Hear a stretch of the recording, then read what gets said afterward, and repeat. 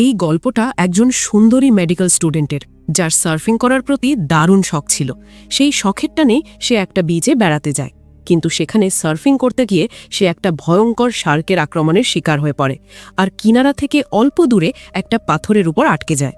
এই ভয়াবহ পরিস্থিতিতে সে কিভাবে সার্ভাইভ করে, আর সেই ভয়ঙ্কর শার্কের সাথে লড়াই করে সে কি আদৌ জীবিত ফিরে আসতে পারে কিনা, সেটাই দেখব আজকের এই গল্পে। তো গল্পের শুরুতে আমরা একটা ছোট বাচ্চাকে দেখি, যে সমুদ্রের কিনারায় খেলছিল।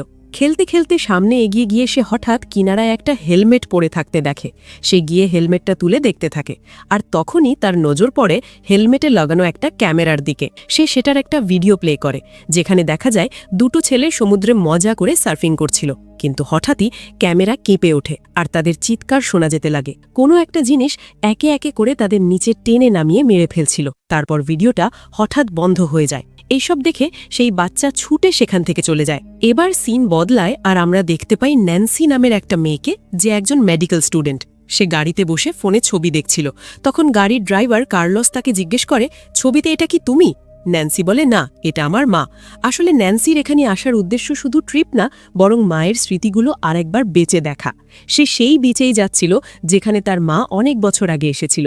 সে তার বোনের একটা ছবিও কার্লোসকে দেখায়, আর দুজনে কথা বলতে বলতে ঘন জঙ্গলের ভেতর দিয়ে বিচের দিকে এগোতে থাকে। কিছুক্ষণ পরে তারা বিচে পৌঁছায়। ন্যান্সি গাড়ি থেকে নেমে চারদিকের দৃশ্য দেখতে থাকে।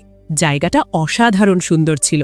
ন্যান্সির কাছে এই জায়গাটা শুধু একটা সমুদ্র সৈকত না, এটা তার মায়ের স্মৃতির সাথে জড়িয়ে থাকা একটা জায়গা। তারপর কার্লোস ন্যান্সির মালপত্র নামিয়ে দেয়। ন্যান্সি তাকে থ্যাঙ্কস বলে, আর কার্লোস চলে যায়। এবার ন্যান্সি দেরি না করে তাড়াতাড়ি পোশাক বদলে নেয়, বোট তৈরি করে আর সার্ফিং করতে সমুদ্রের দিকে এগিয়ে যায়। পানিতে নামতেই সে যেন সব চিন্তাভাবনা ভুলে যায়। ঢেউয়ের ঠান্ডা ছোঁয়া আর পানির স্রোত তাকে নতুন এনার্জিতে ভরিয়ে দেয়। সে ভাসতে ভাসতে কয়েকটা ঢেউ পেরিয়ে সামনে যেতে থাকে, কারণ সার্ফিংয়ের আসল মজা পেতে হলে কিনারা থেকে একটু দূরে যেতেই হয়। সামনে গিয়ে সে দুটো ছেলেকে দেখে, যারা আগে থেকেই সেখানে সার্ফিং করছিল। ছেলে দুটো তাকে দেখে জিজ্ঞেস করে, তুমি কি আমেরিকান? ন্যান্সি বলে, হ্যাঁ। তারপর সে জিজ্ঞেস করে, এই জায়গায় কোনো বিপদ আছে কি? তারা জানায় যে এখানে একটা বড় পাথর আছে, যেটার উপর দিনে একবার পানি চলে আসে, আর সেখানে ছোট ছোট কিছু প্রাণী আছে যেগুলো হুল ফোটাতে পারে। এতে ন্যান্সি একটু ভয় পায়, তবে তার কৌতূহল কমে না। এর মধ্যে একটা বড় ঢেউ উঠলে তিনজন মিলে এগিয়ে গিয়ে সার্ফিং করতে থাকে। দৃশ্যটা অসাধারণ ছিল, আর ন্যান্সিও এই মুহূর্তগুলো পুরোপুরি উপভোগ করতে থাকে। সার্ফিংয়ের পর সে কিনারায় আসে, কিছু ফল খায়, তারপর ফোনে মায়ের ছবি দেখতে থাকে। এই সময়টাই সে তার মাকে খুব মিস করছিল। এর মধ্যে তার বোনের ফোন আসে। ন্যান্সি তাকে বিচটা দেখায়। তার বোন বলে, আরে, এটাই তো সেই বিচ যেটার কথা মা আমাদের বলেছিল। ন্যান্সি বলে, হ্যাঁ, এটাই, তবে মা যতটা বলেছিল এটা তার চেয়েও অনেক বেশি সুন্দর। তারপর তার বোন একটু রাগ হয়ে বলে, তোমার একা যাওয়া উচিত হয়নি, অন্তত আমাকে তো নিয়ে যেতে পারতে। এর মধ্যে বাবাও কলে আসেন, তার সাথেও কিছুক্ষণ কথা বলে এবং ফোন রেখে দেয়। এরপর সে আর একবার বোর্ড নিয়ে সমুদ্রে যায়, কিন্তু কিছুক্ষণের মধ্যেই অন্ধকার হয়ে আসবে বলে সেই দুই ছেলে তাকে বাই বলে চলে যায়। তবে ন্যান্সির মন তখনও ভরেনি, তাই সে একটু আরও সার্ফিং করার সিদ্ধান্ত নেয়। ছেলেরা চলে যাওয়ার পর ন্যান্সি একা অন্যদিকে সার্ফিং করতে যেতে থাকে। এগিয়ে যেতে যেতে সে কিছু ডলফিন দেখে, যেগুলো তার চারপাশে পানিতে খেলছিল। এই দৃশ্য দেখে ন্যান্সির খুব ভালো লাগছিল, কিন্তু সামনে গিয়ে তার চোখ পড়ে একটা মরা তিমির ওপর, যেটার উপর অনেক পাখি বসেছিল, আর ছোট ছোট মাছেরাও সেটা খাচ্ছিল। এই দৃশ্যটা তার কাছে একটু অদ্ভুত লাগে, আর সে ফিরে যাওয়ার সিদ্ধান্ত নেয়। ঠিক তখনই হঠাৎ একটা বড় ঢেউ ওঠে, আর ন্যান্সি সার্ফিং করতে করতে এগিয়ে যেতে থাকে। কিন্তু এরই মধ্যে দেখা যায় একটা বিশাল শার্ক ঢেউয়ের সাথে এসে তাকে ধাক্কা মেরে বোট থেকে ফেলে দেয়। পানির তীব্র স্রোতের কারণে সে বেশ জোরেই নিচের তলায় গিয়ে ধাক্কা খায়, তবুও কোনোভাবে নিজেকে সামলে নিয়ে আবার উপরে উঠে আসে। বোর্ডের দিকে এগোতে থাকে, যেটা তার হাত থেকে ছুটে গিয়েছিল। সে বোর্ডের ওপর উঠতে যাচ্ছিল, তখনই হঠাৎ শার্ক এসে আক্রমণ করে তার পা ভয়ঙ্করভাবে আহত করে দেয়। তবুও সে কোনোভাবে ওপরে উঠে আসে। এখন সে বুঝে গেছে যে একটা শার্ক আক্রমণ করেছে, তাই আবার আক্রমণ করার আগেই সে দ্রুত গিয়ে কোনো মতে সেই মরা তিমির ওপর উঠে যায়। তার পায়ের ক্ষত থেকে প্রচুর রক্ত পড়ছিল, ব্যথাও হচ্ছিল, তাই সে বোর্ডের সাথে লাগানো স্ট্র্যাপটা খুলে ক্ষতের ওপর বেঁধে দেয়, যাতে রক্তপাত একটু কমে। এরপর সে বিচের দিকে তাকায়। বিচ এখান থেকে আনুমানিক 200-300 ফুট দূরে ছিল। সার্ফিং করা সেই দুই ছেলে তখনও সেখান থেকে বেরোচ্ছিল। ন্যান্সি তাদের হেল্প হেল্প বলে ডাকতে থাকে, কিন্তু পানির ঢেউ আর দূরত্বের কারণে তার গলার আওয়াজ সেখানে পৌঁছায় না। ছেলে দুটো গাড়ি নিয়ে চলে যায়, আর ন্যান্সি এখানেই আটকে থাকে। ন্যান্সি মরা তিমির ওপর বসে ভয় কাঁপছিল, কারণ শার্কটা যে কোনো সময় এসে আবার আক্রমণ করতে পারে। সে চারদিকে তাকায়, তখন কিছুটা দূরে একটা বড় পাথরের দিকে তার চোখ পড়ে। এর মধ্যে শার্ক আবার আক্রমণ করতে আসে, কিন্তু তার আগেই ন্যান্সি পানিতে লাফ দেয় আর সেই পাথরের দিকে এগোতে থাকে। শার্কও তার পিছু নেয়, কিন্তু সে দ্রুত সাঁতরে পাথরে উঠে যায় আর নিজেকে বাঁচিয়ে নেয়। পাথরের ওপর দাঁড়িয়ে সে চারদিকে তাকায়। বিচ কিছুটা দূরে, কিন্তু সেখানে পৌঁছাতে হলে পানিতে নেমে সাঁতরে যেতে হবে, যেখানে শার্ক আবার আক্রমণ করতে পারে। তাই সে এই পাথরেই নিরাপদ থাকার সিদ্ধান্ত নেয়। এদিকে পায়ের ক্ষত থেকে অনেক রক্ত বেরিয়ে গিয়েছিল। সেই ক্ষততে সেলাই না দিলে অতিরিক্ত রক্তক্ষরণে তার মৃত্যুও হতে পারে। তাই সে নিজেই সেলাই দেওয়ার জন্য কানের দুল আর লকেট খোলে, কারণ সে একজন মেডিকেল স্টুডেন্ট। এরপর সে নিজেই ক্ষততে সেলাই করতে শুরু করে। এই সময় প্রচণ্ড ব্যথা হচ্ছিল তার, তবুও সে কষ্ট সহ্য করে সেলাই করে ফেলে। তারপর সুইমিং স্যুট খুলে ক্ষতের উপর বেঁধে দেয়, যাতে রক্তপাত কমে। ক্লান্তিতে পাথরে একটু বিশ্রাম নিতে বসে সে ভাবে কিছুক্ষণের মধ্যে কেউ না কেউ নিশ্চয়ই তাকে বাঁচাতে আসবে। কিন্তু অন্ধকার হয়ে যায়। ৫টা ঘন্টা কেটে যায়, তবু কেউ আসে না। অন্ধকারে তাপমাত্রা কমে আসতে থাকে এবং এখন তার ঠান্ডাও লাগছিল। তখন সে ক্ষত থেকে স্যুটটা খুলে এক টুকরো কেটে নেয়, আবার স্যুট পরে নেয় আর সেই কাটা টুকরো দিয়ে ক্ষতে ব্যান্ডেজের মতো বেঁধে দেয়। তারপর সেখানেই ঘুমিয়ে পড়ে। কিছুক্ষণ পরে ছোট ছোট কাঁকড়া এসে তাকে কামড় দিতে শুরু করে। এতে সে জেগে ওঠে আর একটা কাঁকড়াকে মেরে ফেলে। এই পাথরের শুরু থেকেই একটা পাখি সেইখানে বসেছিল। মনে হচ্ছিল সেটা আহত, উড়তে পারছে না। ন্যান্সির খিদে পেয়েছিল, তাই সে কাঁকড়াটা খাওয়ার চেষ্টা করে, কিন্তু খেতে পারে না। এরপর সে সমুদ্রে তার বোটকে ভাসতে দেখে, কিন্তু সেখানে পৌঁছানো সম্ভব ছিল না, কারণ শার্ক তখনও তার চারপাশে ঘুরছিল। তবু কোনো অন্য উপায় না থাকায় সে ধীরে ধীরে পানিতে নামে আর কোনো শব্দ না করে বোটের দিকে এগোতে থাকে। সে সেখানে পৌঁছানোর আগেই শার্ক এসে যায়, তার পিছু নেওয়া শুরু করে। তাই সে আবার ভয়ে তাড়াতাড়ি পাথরে উঠে যায়। কিছুক্ষণ পর সে কিনারায় একজন লোককে ঘুমিয়ে থাকতে দেখে। সেই লোকটা চিৎকার করে মদ যাইতে থাকে। আসলে লোকটা মাতাল ছিল, চিৎকারের আওয়াজে জেগে ওঠে, কিন্তু নেশার ঘোরে সে ভাবে ওপাশ থেকে কেউ হাই বলছে, তাই সেও ন্যান্সিকে হাই বলে হাত নাড়ায়। ন্যান্সি তাকে ফোন করতে বলে আর তার ব্যাগের দিকে ইশারা করে। তারপর লোকটা ব্যাগের দিকে এগিয়ে যায়। এটা দেখে ন্যান্সি খুশি হয়, মনে মনে ভাবে এবার হয়তো সাহায্য পাবে। কিন্তু লোকটা ব্যাগের কাছে গিয়ে জিনিসপত্র ঘাঁটতে শুরু করে। ফোনটাও পেয়ে যায়, কিন্তু তার ইচ্ছে ছিল এগুলো চুরি করার। সে ফোন আর সব টাকা ব্যাগ নিয়ে চলে যেতে লাগে। ন্যান্সি চিৎকার করে বলে, প্লিজ এটা করো না, কিন্তু সে শোনে না। যেতে যেতে তার নজর পড়ে ন্যান্সির বোটের দিকে, যেটা কিনারা থেকে একটু দূরে ভাসছিল। সে সেটাও নিয়ে যাবার চিন্তা করে। এরপর সে পানিতে নামে। ন্যান্সি চিৎকার করে বলে, পানিতে এসো না, এখানে শার্ক আছে। কিন্তু নেশার ঘোরে সে কিছুই শোনে না। সাঁতরে বোট পর্যন্ত পৌঁছে যায়। বোট নিয়ে যখন ফিরে আসছিল, হঠাৎ শার্ক এসে তার উপর আক্রমণ করে। এটা দেখে ন্যান্সি কাঁদতে শুরু করে। এরপর দেখা যায় লোকটা তার অর্ধেক শরীর টেনে হিঁচড়ে কিনারায় পৌঁছায় আর সেখানেই মারা যায়।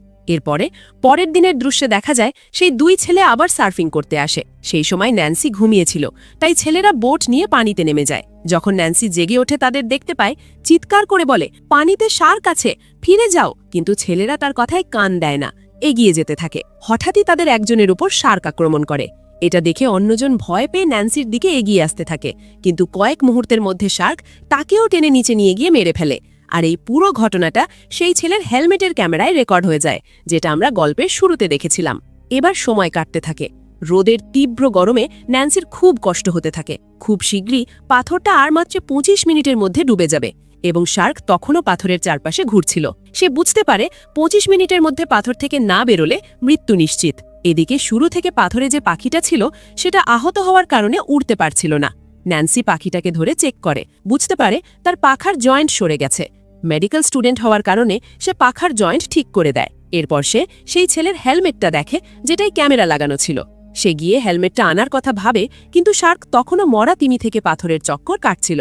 ন্যান্সি প্ল্যান করে, শার্কের রোটেশন টাইম হিসাব করে, যেটা ছিল 32 সেকেন্ড। তার মানে 32 সেকেন্ডের মধ্যেই হেলমেট নিয়ে তাকে পাথরে ফিরে আসতে হবে, না হলে শার্ক আবার আক্রমণ করতে পারে।